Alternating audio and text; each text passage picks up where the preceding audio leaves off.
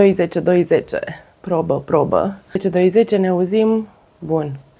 V-am întrebat dacă vreți să vorbim despre cele două cărți pe care le-am scris și cică da.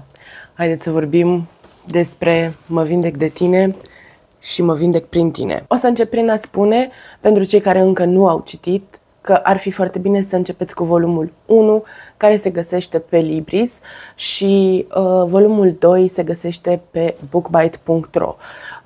Dacă nu sunt stocurile epuizate, le puteți cumpăra în pereche de pe bookbite.ro. Știți că pentru mine este un video destul de complicat, pentru că primul lucru pe care trebuie să-l știți despre aceste cărți este faptul că ele sunt inspirate din realitate. 90% din acțiune este reală și 100% din sentimente, sunt reale. Chiar dacă acțiunea a fost puțin modificată și există ficțiune în acțiune, ca să poată fi logică și să existe un fir de poveste acolo, ei bine, sentimentele sunt 100% reale, sunt niște struggle-uri cu care eu m-am confruntat, pe care a trebuit să le înfrunt și pe care a trebuit să le văd și pe care a trebuit să le gestionez. Nu am avut ce să fac.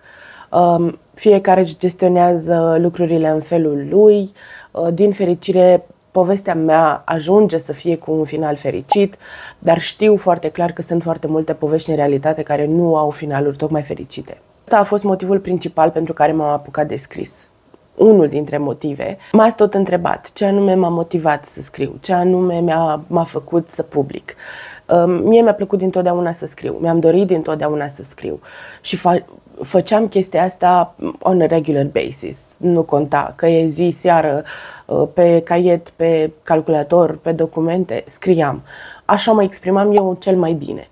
Însă, la un moment dat, mi-a înflorit ideea asta de a scrie o carte și n-am reușit niciodată să o fac. Cred că, de fapt și de drept, motivul ăsta era pentru că nu-mi scrisesem povestea. Eu aveam o poveste nespusă și asta pe mine mă făcea să mă simt foarte nasol. Probabil că aveam și sentimentul ăsta că nu e corect să scriu despre alte lucruri când eu simt nevoia să dau afară tot ceea ce am în mine. Nu putea fi abordat alt subiect pentru că la mine sufletel încă stătea subiectul ăsta care trebuia scos cumva și automat nu reușeam să duc la capăt niciun fel de carte pe care o începeam. Bun. Eu scriam în continuare despre sentimentele mele, dar ele nu aveau un fir narrativ care să ducă înspre o carte. Practic era ca un fel de antologie de texte scurte pe care eu le scriam în raport cu sentimentele pe care le simțeam. Și la un moment dat, într-una din zile când începusem să scriu exact ca întotdeauna, a început să sune a fir narrativ. Și mi s-a părut că ceea ce făceam în momentul respectiv era un potențial de carte și avea un potențial de a scoate o poveste cap-coadă. Și am început să mă concentrez un pic mai mult pe partea asta și să o abordez ca fiind o poveste reală cap-coadă, lăsându-mi de fapt, permițându-mi să schimb acțiunea astfel încât să existe un fir narrativ foarte bine pus la punct. Și chestia asta s-a întâmplat extraordinar de repede, iar primul volum a ajuns gata în vreo 6 luni de zile, având în minte perspectiva asta a unui fir narrativ de la A la Z. Practic, nu am făcut nimic nou neapărat, ci pur și simplu mi s-a părut la un moment dat că are potențial de a fi construită față de celelalte texte ale mele într-o poveste reală. Dar asta nu a fost tot. În momentul în care am decis că acțiunea trebuie continuată și trebuie să mă concentrez pe a construi o carte, o poveste în sine demnă de o carte, lucrurile au început să se complice, pentru că eu a trebuit să accesez niște cutiuțe și niște locuri foarte bine închise și foarte bine ascunse. După atâția ani, neaccesând acele cutiuțe, a fost destul de dificil. Perspectiva mea de acum, care este una foarte sănătoasă, pozitivă, extrem de optimistă și atentă la tot ceea ce mi se întâmplă mie ca persoană, nu s-a popat cu perspectiva pe care o am avut-o atunci. Și ca totul să fie autentic și real, am fost nevoită să merg și să resimt și să retrăiesc fiecare lucru pe care l-am scris aici, din nou, again and again. Nu mi-a fost deloc ușor, pentru că lucrurile simțite cu atâta intensitate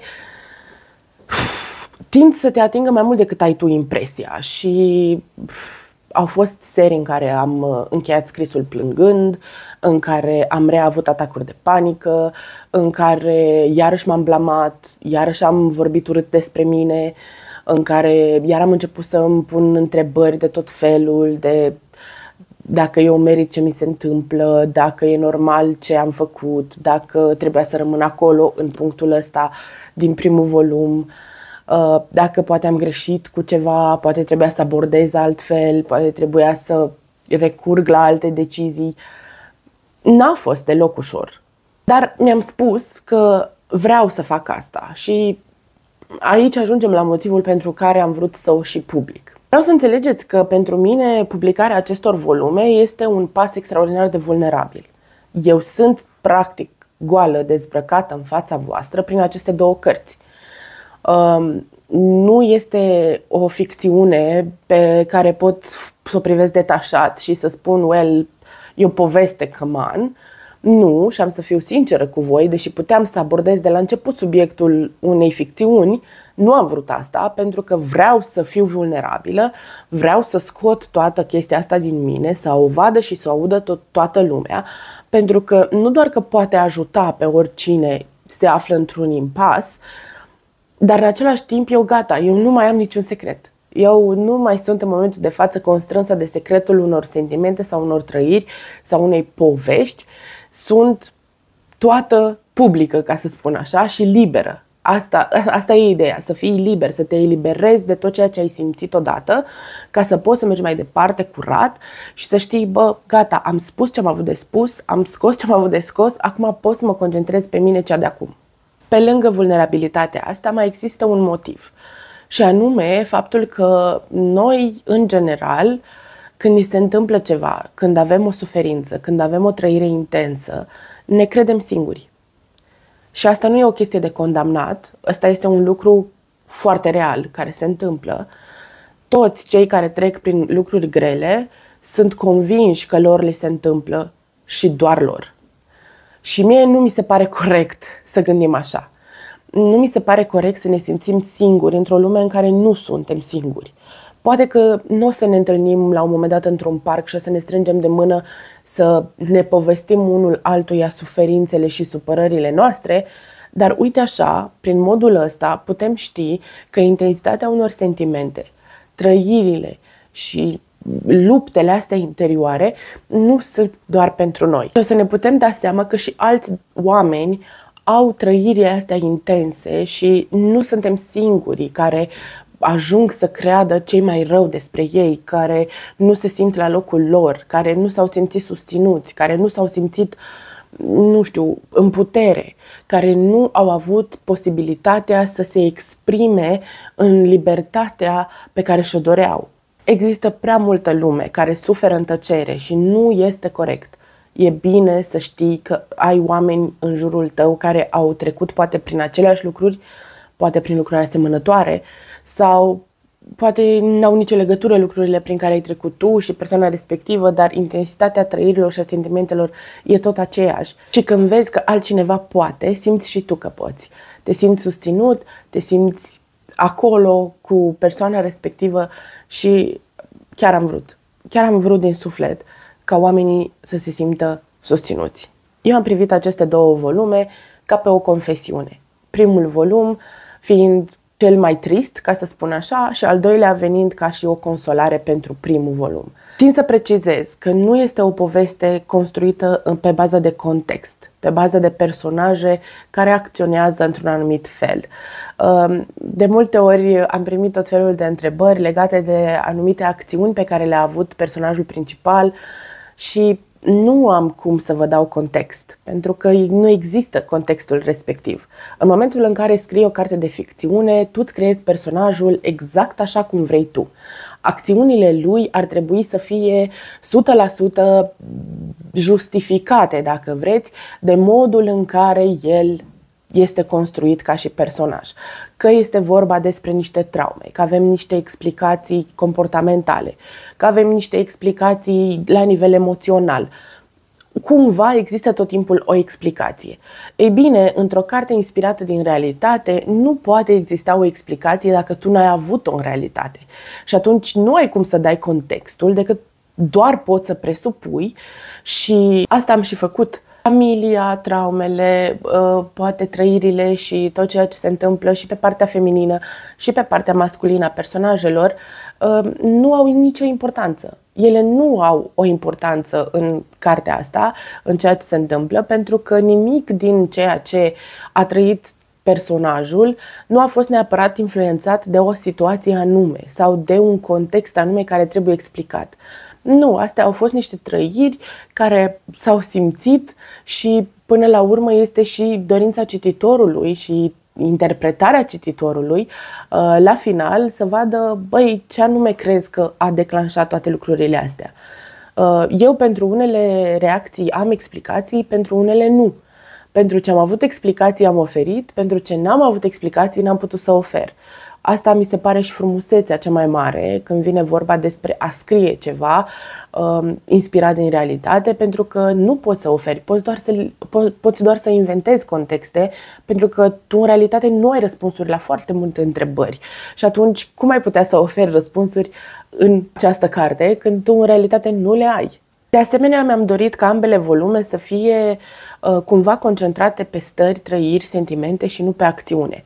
Acțiunea este mult mai simplistă, este doar un tool care ajută să susțină într-o oarecare măsură trăirile și sentimentele. Nu este importantă povestea de dragoste, este importantă relaționarea dintre ei neapărat, cât este despre freamătul ăsta și frământarea asta nebună a personajelor, manifestarea asta stupidă de acțiuni bazată probabil și pe hormoni și pe imaturitate și pe eu știu ce alte situații. Nu e, asta trebuie să știți. Nu e despre acțiune, e despre ce se simte și despre cum se simte. Îmi place extraordinar de mult că am primit un feedback atât de pozitiv de la foarte mulți dintre voi. Sper din suflet că a ajuns exact acolo unde trebuie în sufletul vostru și mi-a plăcut extraordinar de mult să văd că v-ați dorit continuarea de la primul volum, pentru că eu am avut foarte mari emoții. Inițial am vrut să public volumele sub un pseudonim, pentru că mi se părea că nu e corect să fiu atât de expusă în fața voastră. Dar mă bucur că m-am răzgândit, pentru că m-am tot gândit și m-am tot răzgândit și mi-am dat seama că Ștefana merită chestia asta. De ce să existe un pseudonim? De ce să existe altcineva care să ia meritele? Ștefana merită chestiile astea, Ștefana merită feedback-ul, Ștefana merită renumele, Ștefana merită popularizarea acestui volum, indiferent că feedback-ul este pozitiv sau negativ. Ea a scris volumul ăsta, ea trebuie să le primească și mă bucur că nu am făcut asta, mă bucur că am ales să public cu numele meu și acum, în momentul de față, mă simt atât de eliberată de nici nu vă puteți da seama. Scriu la a treia carte care este 100% ficțiune și scriu mult, mult mai eliberată, creativă, detașată, pentru că știu că ceea ce am avut de spus s-a spus și pot să iau de la capăt. Și uite așa, după 6 luni în care am plâns, am trântit, am izbit, am avut frică teribilă, am ajuns să scriu al doilea volum cu altă perspectivă. Mă vindec prin tine, pe lângă faptul că este superbă, arată minunat. Mă vindec prin tine a fost scrisă cu totul alte stări și sentimente. Deși și aici avem partea de început, când este plină de struggle-uri și în continuare Reina nu știe să primească ceea ce îi se oferă, vorbim despre cu totul altceva. Vorbim despre o soluționare a problemelor, despre o perspectivă atât de frumoasă care ajunge în viața unui om rănit, unui om rupt, unui om destrămat.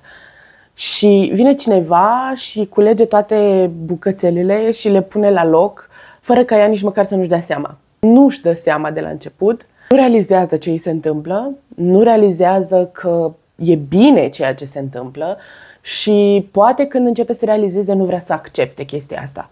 Asta este un sentiment cu care foarte multe dintre noi ne întâlnim des în viață. După o suferință foarte mare, după o dezamăgire, după o destrămare a unei relații sau a unor situații contextuale nasoale, nu mai credem. Nu mai credem în bine, nu mai credem, nu mai avem speranță, nu mai vedem și nu mai primim ceea ce poate cineva este dispus să ne ofere. De foarte multe ori respingem.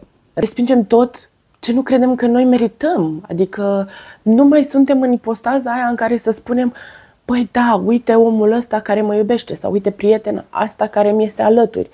Nu mai vedem lucrurile astea, nu mai avem cum să le vedem pentru că suntem mult prea răniți.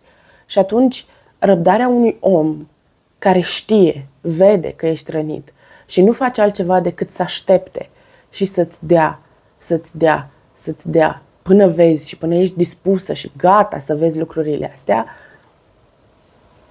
este minunat.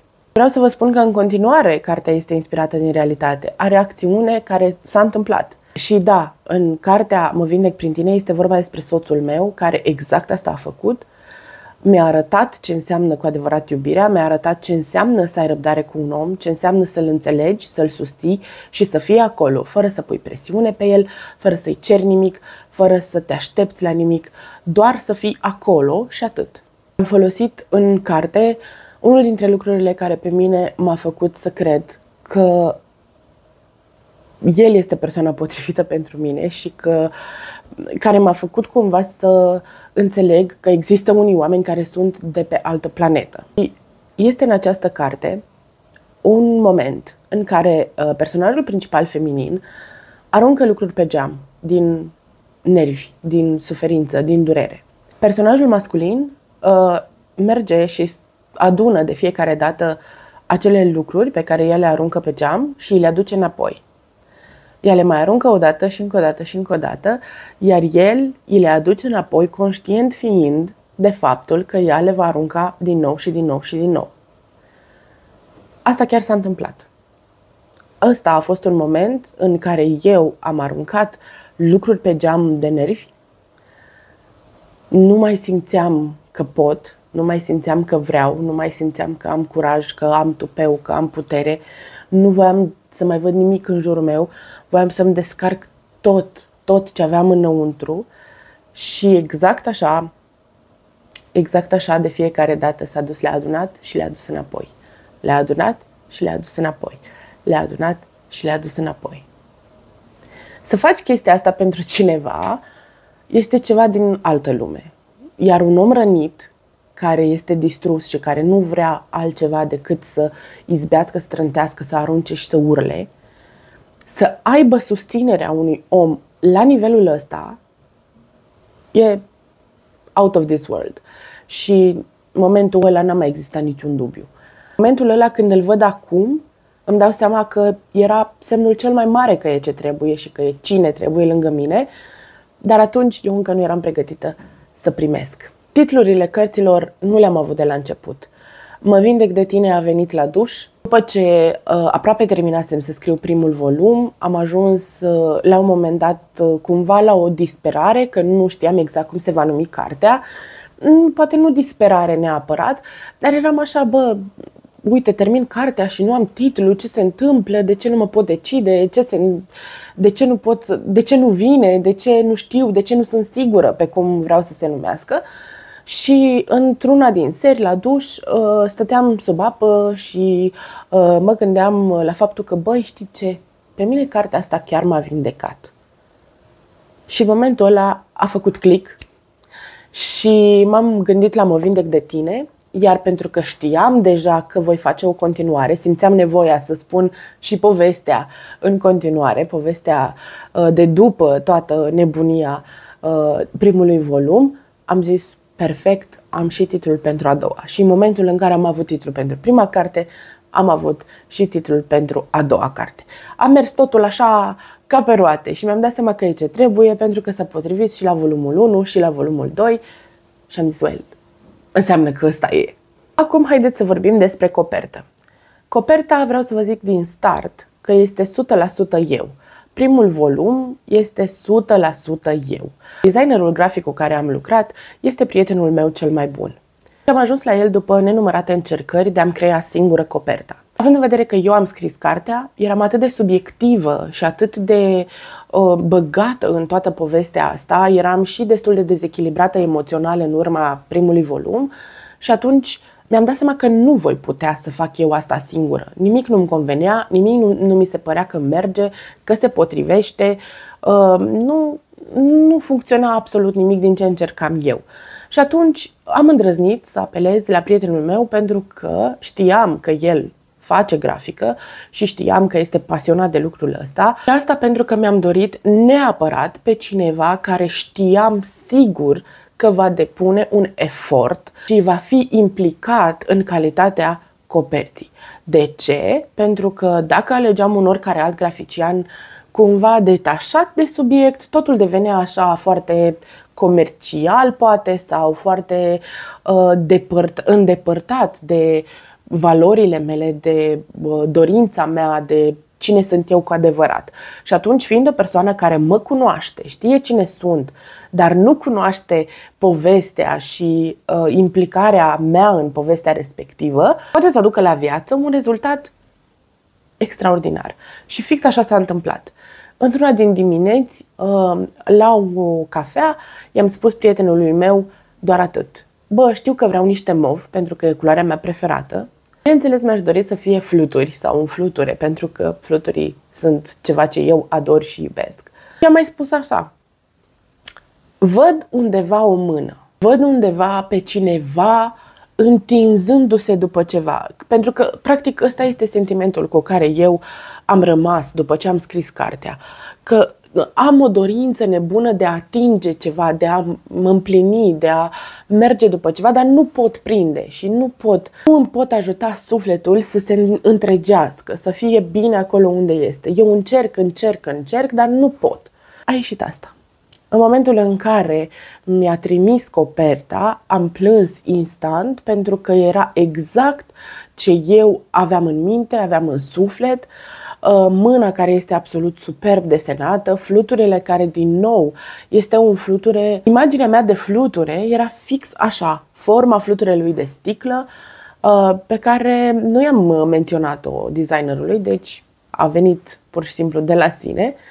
Și tot ce exista în capul meu a ieșit fix cum a trebuit. Eu sunt extrem de mândră de cum arată această copertă, pentru că mi se pare superbă, mi se pare extraordinară ca și concept, ca și aspect, ca și desen, ca și tot.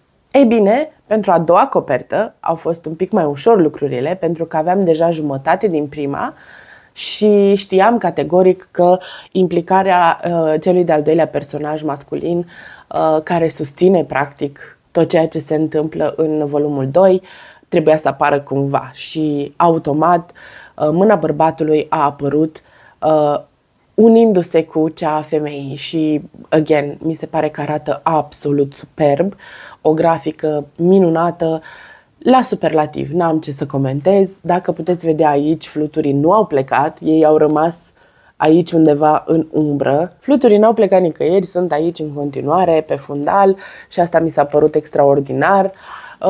După prima copertă i-am spus prietenului meu, știi ce? Poți în momentul de față să faci ce vrei tu, cum vrei tu, nu mă mai interesează, am fost atât de mulțumită și de încântată de cum a arătat prima copertă, încât am 100% încredere că totul va ieși minunat și fix așa a fost, o copertă superbă care m-a umplut de bucurie când am văzut-o din nou. Și bineînțeles, cea de-a treia copertă, tot el o va face, nu mai am niciun dubiu că va ieși altfel decât minunat. La final, cumva vreau să vă spun că mesajul meu este unul foarte, foarte simplu. Și în volumul 1 și în volumul 2 mi-am dorit să spun același lucru. Nu sunteți singuri, indiferent prin ceea ce treceți și cum simțiți și la ce intensitate simțiți acum, o să iasă soarele. Nu disperați, nu anticipați, nu luați decizii în numele altora, nu respingeți tot ce vi se întâmplă în viață, acceptați, încercați să vedeți întotdeauna un pic lângă voi. Știu cât de greu sună și știu cât de greu pare, dar încercați să vă uitați și în stânga și în dreapta voastră, pentru că e foarte posibil ca acolo să găsiți pe cineva sau ceva care să vă salveze din toată nebunia asta în care sunteți. Nu luați pe nu în brațe. Nu luați pe nu în brațe, nu gândiți pentru alții, nu luați decizii pentru alții. Tot ceea ce vi se întâmplă vouă are un scop 100% și scopul nu o să-l știți decât după ce o să se întâmple. Nu mai căutați răspunsuri în absolut orice, încercați să vă trăiți viața așa cum e ea, pentru că tot ceea ce trăiți în momentul ăsta vă formează pe voi mai departe. Vă pregătește pentru ceva mai măreț și mai frumos. Și în momentul în care acceptați toate lucrurile astea și decideți să acceptați în viața voastră ceva frumos, totul se va schimba. 100%. Că mai aveți întrebări, dacă mai doriți să vorbim despre aceste două cărți, vă rog din suflet să-mi lăsați în comentarii, să-mi spuneți dacă ați citit cartea, dacă v-a plăcut, pentru că unui autor îi este foarte dificil să vorbească despre cărțile lui, dar o fac pentru că meritați asta și pentru că dacă nu vorbesc eu cine, până la urmă, nu? Sper că am acoperit toate subiectele pe care le-ați dorit să le știți și dacă nu, mai facem, mai răspund la întrebări. Până data viitoare, vă pup!